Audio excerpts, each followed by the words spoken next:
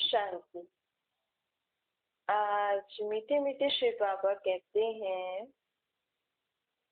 कि दिवाली मनाते हैं लोग, हर साल लोग दिवाली मनाते हैं। दिवाली को दीपमाला भी कहते हैं। दिवाली का अर्थ होता है दीप, जगे हुए दीप की एक लाइन में जगे हुए दीप जगे हुए हों, जले हुए हों, उसको दीपमाला या दीपावली कहते हैं। बाबा कहते हैं लोग तो स्थूल दीपक जलाते हैं, मिट्टी के दीपक जलाते हैं, परंतु इसका यथार्थ अर्थ है जो हम हर साल दीपावली मनाते हैं या दिवाली मनाते हैं, तो इस दिन हम लक्ष्मी का भी आह्वान करते हैं, महालक्ष्मी का। तो दिवाली का मतलब तो है दीप जलाना, एक लाइन में दीप जलाना माला के रूप में।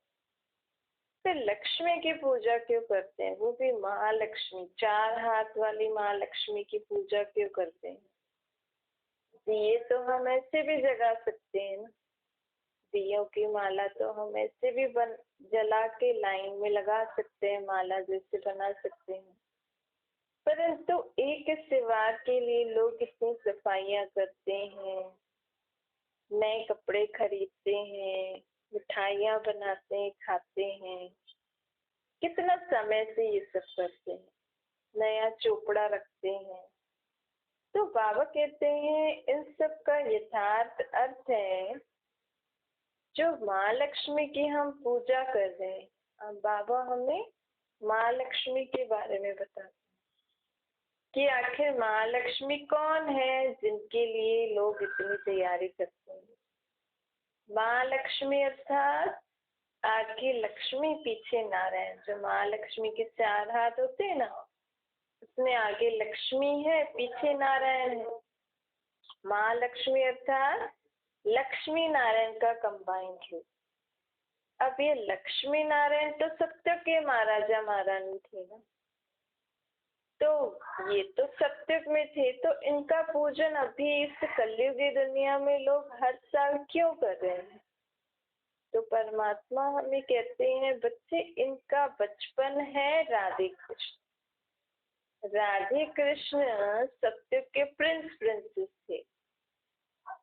राधे अलग राजधानी की थी, कृष्ण अलग राजधानी का था। जब राधे कृष्ण बड़े होते हैं तो स्वयंवर होता है इन दोनों का। तो राधे का नाम लक्ष्मी हो जाता है और नारायण, कृष्ण का नाम नारायण हो जाते हैं। तो जब इन दोनों का स्वयंवर होता है तो इन दोनों का नाम बदली हो जाता है। और जब ये अपनी राज्य गद्दी पर बैठते हैं, क्योंकि लक्ष्मी नारायण की राजधानी कहा जाता है ना, राधे कृष्ण की राजधानी नहीं कहेंगे, क्योंकि वो अलग राजधानी का, वो अलग राजधानी की। लेकिन जब शादी करके गद्दी पे बैठेंगे तब से लक्ष्मी नारायण का राज्य शुरू होता है। तो असल में ये जो हम दिवाली मनाते हैं, इस दिन, ये उस दिन का यादगार है जब लक्ष्मी नारायण स्वयंवर करके राज्य गद्दी पर बैठे। तो उनके राज्य में सभी मनुष्य आत्माओं के जो दीपक, आत्मा जो दीपक है ना, अर्थात आत्मिक ज्योति जगी हुई। हर घर घर में जितने भी मनुष्य आत्माएं थी उनकी राजधानी में, सभी मनुष्य की आत्मा रूपी ज्योति जगी हुई थी। अर्थात सबको ये स्मृति थी कि हम सब आत्माएं हैं। और उनके राज्य में, क्योंकि सत्युग में उनका राज्य शुरू हुआ, तो उस समय उनकी दुनिया भी बहुत साफ सुथरी थी। आजकल भले ही हम अपने घरों को साफ सुथरा रखें, लेकिन तो भी पक्षी हैं, मच्छर हैं, हवा आई तो खराब कर देगी।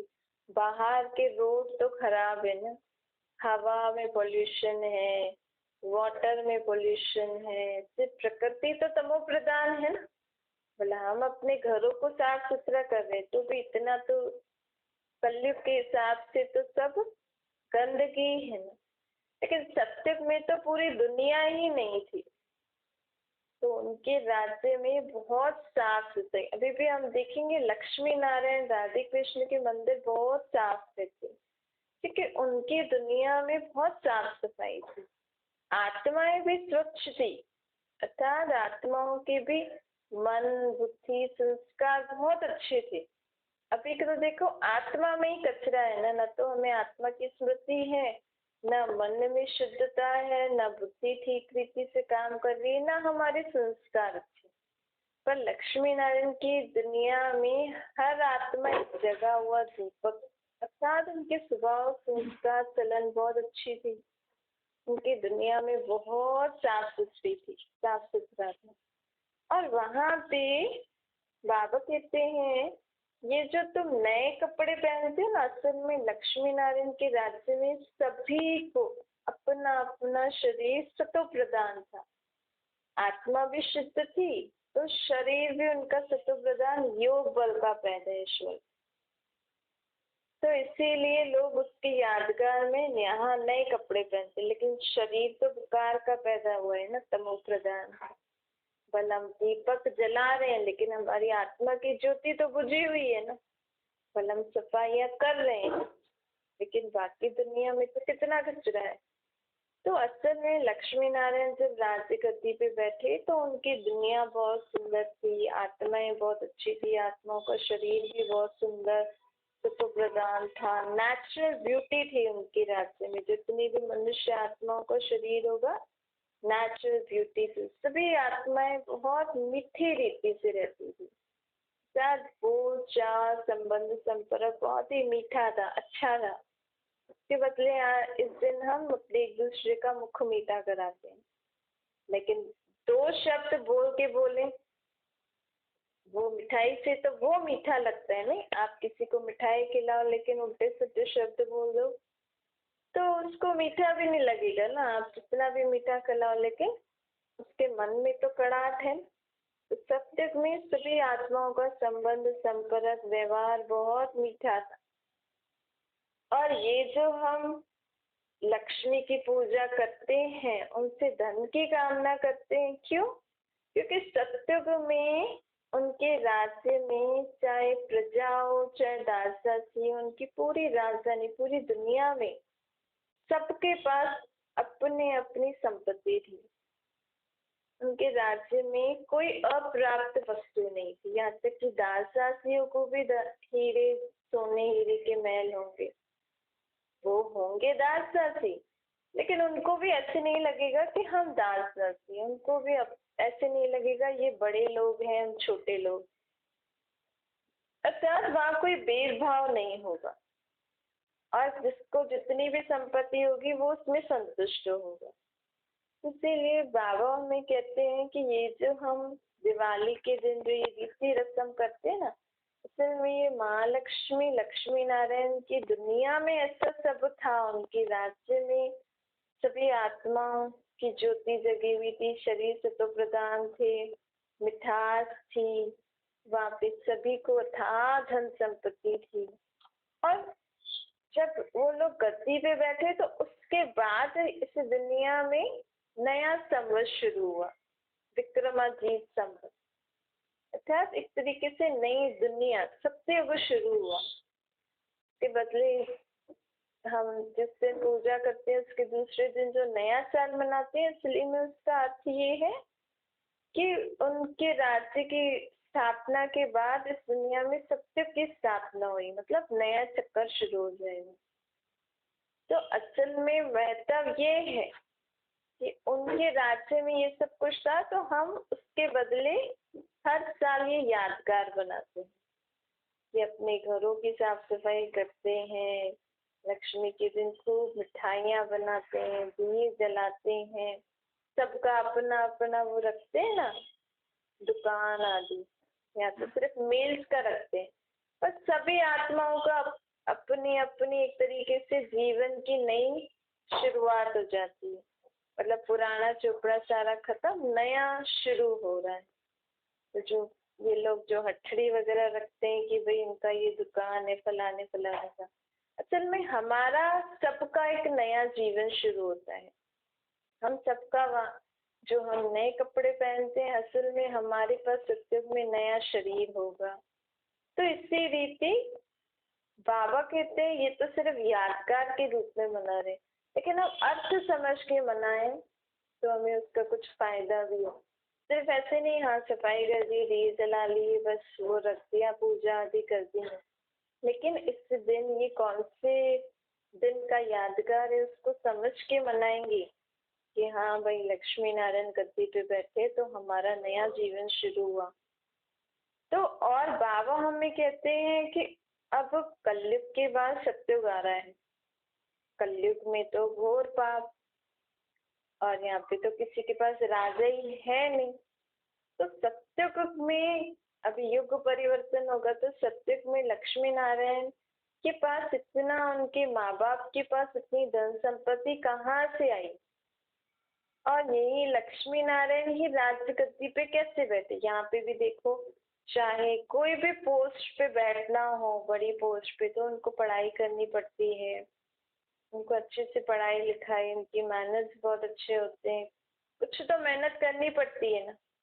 अब लक्ष्मी नारायण की आत्मा ने क्या मेहनत करी अपने पिछले जन्म में, तो ये भी तो समझना चाहिए ना कि दुनिया में इतने सारे लोग हैं, उन्हीं कलयुग में तो ढेर आत्माएं और सत्युग में थोड़ी सी आत्माएं रहेंगी, उनमें से भी लक्ष्मी नारायण जाके गद्दी पे बैठेंगी। आखिर इन दो आत्माओं को ही क्यों चुना उसको गद्दी पे, और किसने बिठाया उनसे। या तो हम प्राइम मिनिस्टर प्रेसिडेंट को गद्दी पे बिठाते, किसी भी मिनिस्टर को किसी भी पोस्ट पे, डॉक्टर की पोस्ट पे भी बैठना हो, चाहे छोटे मोटे पोस्ट पे भी किसी को बैठना हो, तो उसको कुछ तो मेहनत करनी पड़ती है ना। तो इतनी बड़ी राज गद्दी पे बैठने के लिए लक्ष्मी नारायण की आत्मा अर्थात राधे कृष्ण की आत्मा ने अपने पिछले जन्मों में, अर्थात अपने पिछले कलयुग के अंत जन्म में परमात्मा को याद किया था, क्योंकि कुछ तो करना पड़ेगा ना। सत्य की देवी देवताओं की दुनिया जो कि उनको भगवान भगवती कहते हैं, तो जरूर उनको भगवान ने कुछ दिया होगा।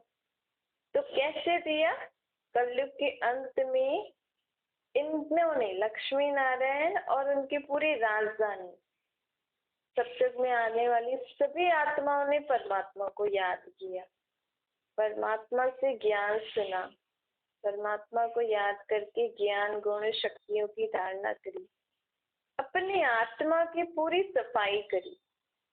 अर्थात आत्मा में जो मन है, जो बुद्धि है, जो आत्मा के संस्कार है, आत्मा किस रीति अपनी हर कर्मेंद्रिय से कार्य करा रही है, इन सबको उन्होंने सुधारा, मेहनत करी उन्होंने भी। ऐसे नहीं सिर्फ लक्ष्मी नारायण को ऐसे ही भगवान ने गद्दी दे दी। देखो कलयुग में इतने मनुष्य, सत्युग में थोड़े से मनुष्य, कैसे वही लक्ष्मी नारायण के राज्य में कैसे आए, क्योंकि उन्होंने भी कुछ तो मेहनत की होगी ना। उन्होंने भी उनके जैसा बनने, जैसे वो परमात्मा से पढ़ाई की उन्होंने भी करी, लेकिन लक्ष्मी नारायण ने परमात्मा की जो पढ़ाई थी वो इतनी अच्छी रीति पढ़ी कि उन्होंने अपनी आत्मा के मन बुद्धि संस्कारों, अपनी हर कर्मेंद्रियों को अपने वश में किया। सत्य का राज्य भाग्य उनको कैसे मिला, लक्ष्मी नारायण की आत्मा ने अपने पिछले जन्म में परमात्मा से शक्ति लेकर उनकी आत्मा ने मन बुद्धि और सर्व कर्मेंद्रियों पर राज्य प्राप्त किया।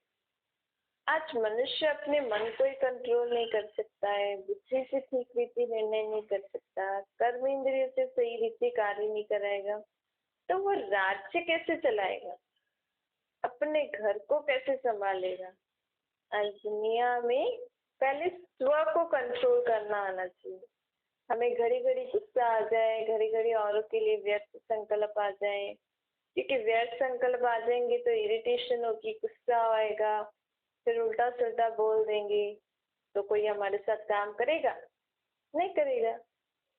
तो घर चलाने के लिए भी सबको कुछ न कुछ तो सेक्रीफाइस करना ही पड़ता है। स्वयं को परिवर्तन करेंगे तभी तो घर चलेगा ना।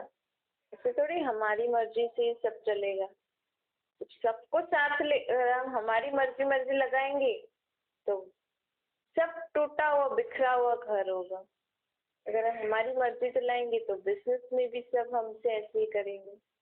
ऐसे ही लक्ष्मी नारायण की आत्मा और उनकी पूरी राजधानी परमात्मा को के ज्ञान और गुणों की शक्तियों से स्व पर राज्य किया, अपने मन को कंट्रोल किया, अपने मन के विचारों को परिवर्तन किया, मन के जो व्यर्थ नेगेटिव विचार हैं उनको पॉजिटिव में परिवर्तन किया, अपनी निर्णय शक्ति को परिवर्तन किया, अपने संस्कारों को परिवर्तन किया, विकारों का त्याग किया।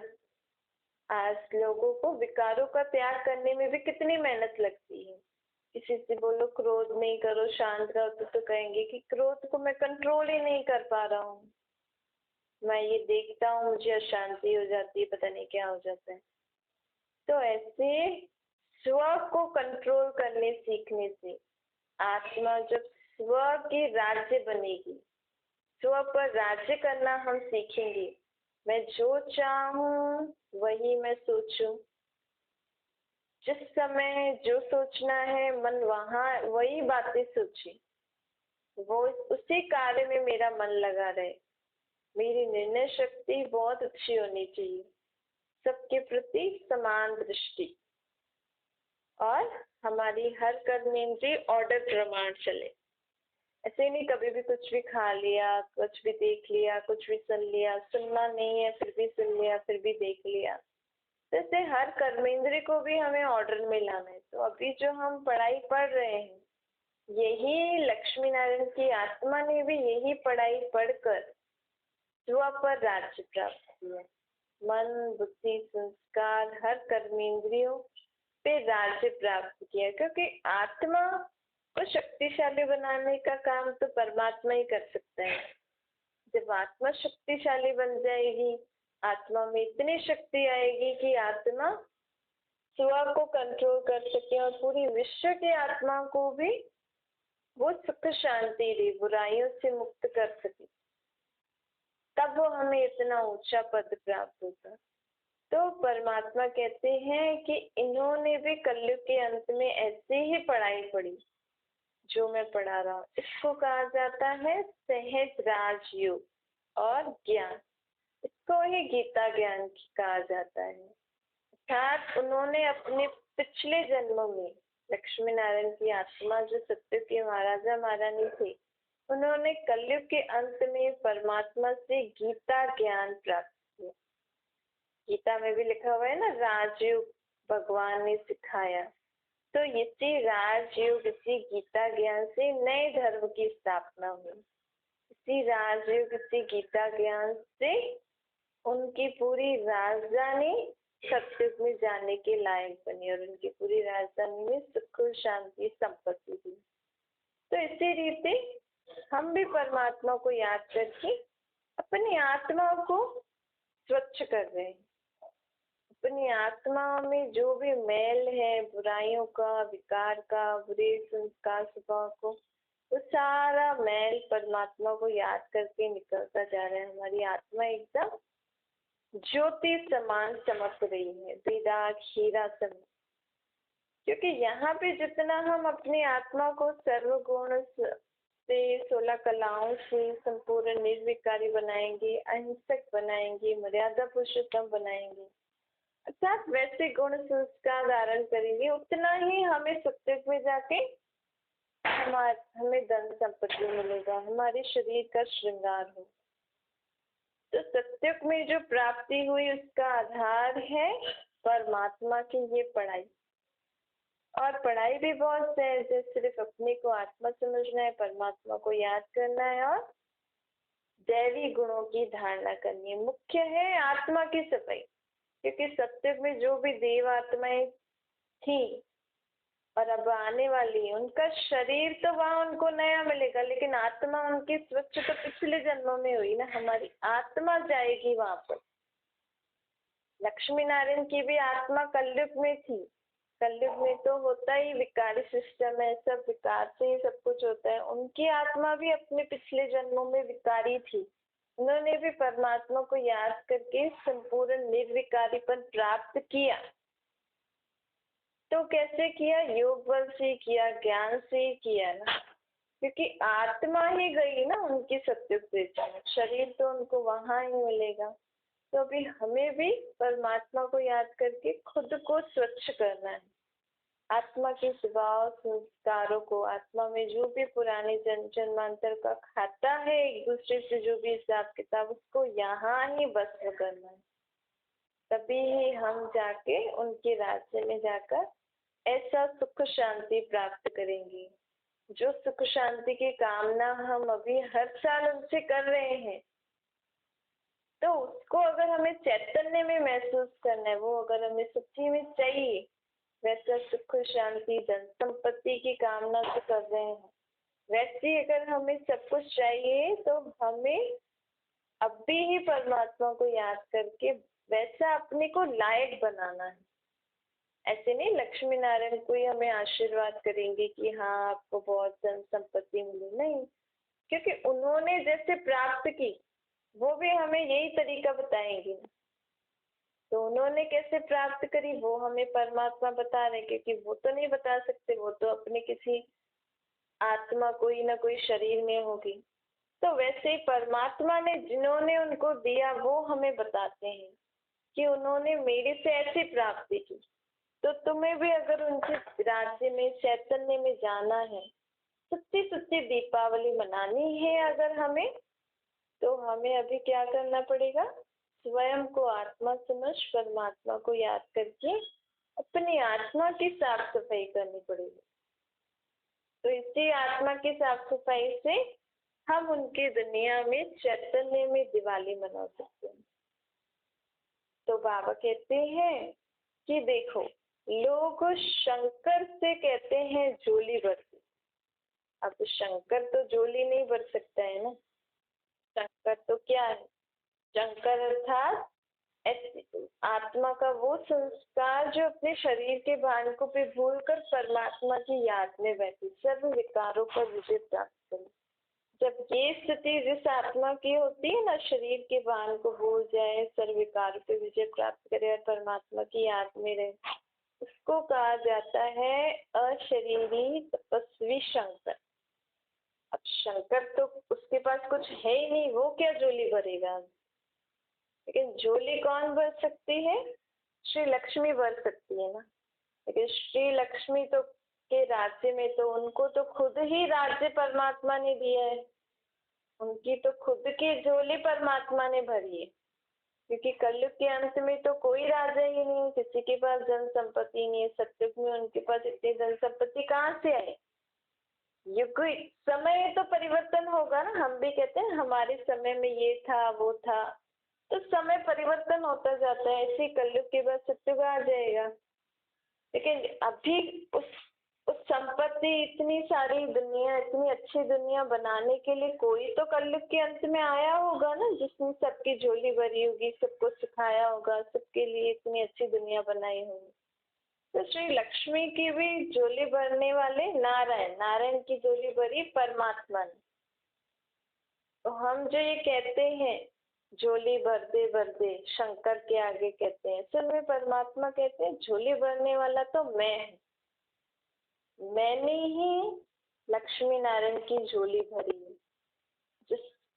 जिससे हम कामना कर रहे हैं लक्ष्मी से कि हमें धन संपत्ति मिले, ये मिले, लेकिन उनको देने वाला भी मैं हूँ। और उस समय कौन सा है? यही कलयुग के अंत, सत्युग की आदि का समय। इसी समय पे मैं विश्व की सर्व आत्माओं की झोली भरने आता हूँ। लेकिन सबसे ज्यादा झोली अपनी किसने भरी? श्री लक्ष्मी, श्री नारायण की आत्मा ने, अर्थात राधे कृष्ण की आत्मा ने। यही राधे कृष्ण ही लक्ष्मी नारायण बनते हैं। इनका ही कंबाइंड स्वरूप महालक्ष्मी के रूप में और विष्णु के रूप में पूजा जाता है। महालक्ष्मी अर्थात आगे लक्ष्मी पीछे नारायण, विष्णु अर्थात आगे नारायण पीछे लक्ष्मी। और यही अपने 84 जन्म पूरे करके कलयुग के अंत सत्य के आदि संगम युग पे ब्रह्मा सरस्वती का पाठ बजाते। तो अभी जो आत्मा ब्रह्मा सरस्वती बने हैं वो ही है। तो बहुत सारे बच्चे मेरे ज्ञान सुन रहे हैं, लेकिन ये ब्रह्मा सरस्वती की आत्मा ने ही बहुत अपनी झोली भरी। कैसे? जो मैं ज्ञान सुना रहा हूँ, क्योंकि ये ज्ञान रतन ही तुम्हें सत्युग में जाके धन संपत्ति के रूप में मिलेंगे। देखो, लक्ष्मी की मूर्ति के आगे गणेश भी रखते हैं। अब गणेश अर्थात बुद्धिवान। तो जिसकी अच्छी बुद्धि है, देखो ब्रह्मा सरस्वती की अच्छी बुद्धि थी, उन्होंने मेरे से अच्छा ज्ञान संपत्ति ली। जब जिसमें ज्ञान अच्छा होता है वो अच्छा कमाता है ना। तो ऐसे ही हमें भी अभी ये गुण धारण करने, अपनी बुद्धि को विशाल बना के परमात्मा से खूब ज्ञान रतन, खूब ज्ञान धारण करना है।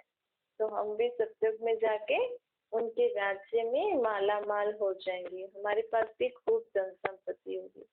तो जिसके पास ज्ञान है उसके पास धन है, इसीलिए लक्ष्मी के आगे गणेश दिखाते हैं। अर्थात लक्ष्मी की आत्मा ने बुद्धिवान बन के परमात्मा से खूब ज्ञान रतन धारण किया और उसको बदले उसको सत्युग में खूब धन संपत्ति, सोने हीरो के महल मिले और वो लक्ष्मी बन गए, अर्थात धन की देवी। अच्छा,